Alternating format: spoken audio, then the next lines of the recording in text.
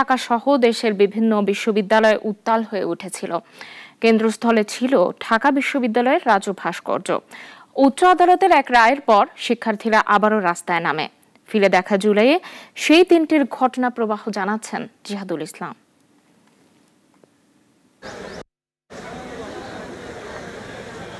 গেল বছরের এই দিন সকালে ঢাকা বিশ্ববিদ্যালয়ের কেন্দ্রীয় গ্রন্থাগারের সামনে জমায়েত হতে থাকেন শিক্ষার্থী আর চাকরি প্রত্যাশীরা। মিছিল ছুঁয়ে যায় কলা ভবন, শ্যাডো, মল চত্বর হয়ে সূর্য সেন হল, শেষে ফিরে আসে রাজু ভাস্কর্যে। তাদের কণ্ঠে তখন একই স্লোগান, কোটা না মেধা, মেধা মেধা।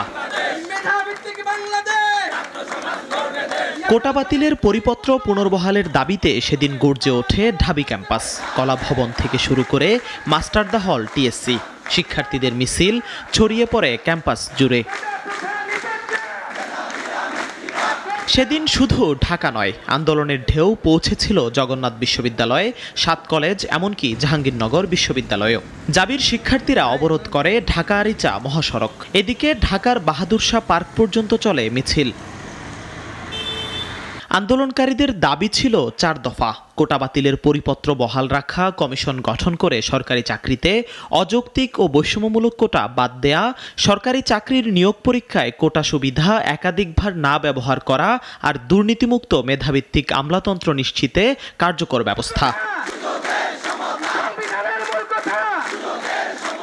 আন্দোলনরত শিক্ষার্থীরা সেদিন বলেছিল, একই পরিবারে একাধিক সদস্যের পোষ্য কোটার সুযোগ, এটা মেধার বিরুদ্ধে একরকম অপমানও বটে।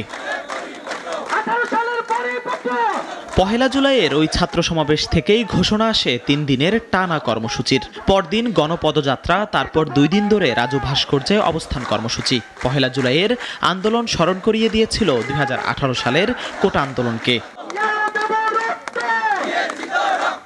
ছাত্র সমাবেশ থেকে ঘোষণা এসেছিল 4 জুলাইয়ের মধ্যে সরকার বা আদালত সুস্পষ্ট সিদ্ধান্ত না দিলে রাজপথ ছাড়বে না ছাত্ররা। বলা হয়েছিল, খুলে রাখতে হবে গ্রন্থাগার, হল বন্ধ করা যাবে না, আর নিশ্চিত করতে হবে মেডিকেল সুবিধা। 2018 সালে 56% কোটা সংস্কার করে তা নামিয়ে আনা হয়েছিল। তবে 2021 সালে সেই পরিপত্রের মুক্তিযোদ্ধা কোটার অংশ চ্যালেঞ্জ হয় হাইকোর্টে। 2024 সালের 5 জুন হাইকোর্ট ওই অংশ অবৈধ ঘোষণা করলে নতুন করে ঘুরে দাঁড়ায় এই ছাত্র আন্দোলন। জিহাদুল ইসলাম, নাগরিক, ঢাকা।